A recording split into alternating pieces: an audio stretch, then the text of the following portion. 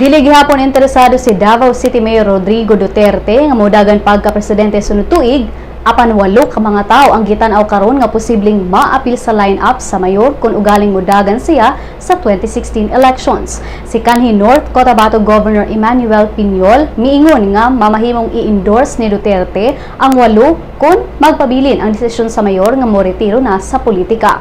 Ang 8 ka mga senatoriables mao sila si Senador Sergio Osmeña, Panfilo Lacson, Miguel Zubiri, Sarangani Representative Manny Pacquiao, Leyte Representative Martin Romualdez, Party List Representative Samuel Pagdilao, Representative Mark Villar ug Manila Vice Mayor Isko Moreno. Mato ni Piñol nga gipili ni Duterte ang 8 ato sa usa ka meeting nga atong Martes sa gabii, kuyog ang iyang mga suod nga higala ug advisors.